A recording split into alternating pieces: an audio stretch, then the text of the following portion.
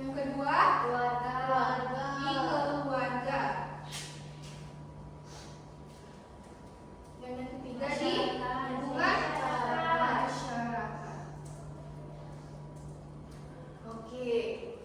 Nah, jadi dalam pelaksanaan hak dan kewajiban warga negara ini harus diperhatikan di lingkungan sekolah, keluarga, dan juga masyarakat. Agar apa? Misalnya nih kita hanya melakukan di sekolah, tetapi di keluarga dan masyarakat tidak dijalankan. Apakah hak dan kewajiban itu akan bertentangan dengan norma-norma di masyarakat ataupun di keluarga? Iya. Ya, karena pelaksanaannya itu tidak seimbang. Nah, selanjutnya itu yang pertama itu ada hak dan kewajiban di sekolah. Coba Salsa bisa baca? Coba bacakan.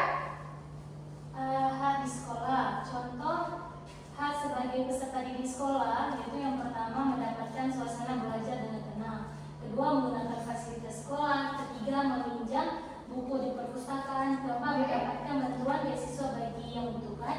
Yang kelima, bebas mengikuti organisasi atau ekstrakurikuler di sekolah. Nah, jadi dari hak-hak di sekolah ini ada pun kewajiban yang harus kita laksanakan. Nah, yang pertama itu menghormati guru dan juga tenaga pendidikan dan juga semua warga negara sekolah. Jadi tidak hanya hormat kepada guru, tetapi harus hormat kepada orang-orang yang ada di lingkungan sekolah, baik itu tenaga sekolah, petugas kebersihan, semua harus saling dihargai.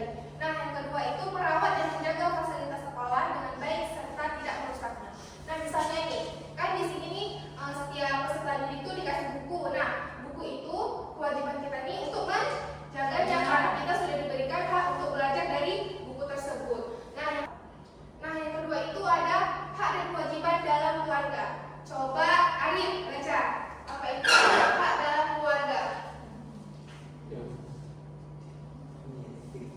Ayo Arif baca. Mendapatkan perlindungan dan keamanan dari orang tua. Selanjutnya, Mendapatkan kesejahteraan dan pemenuhan kebutuhan hidup.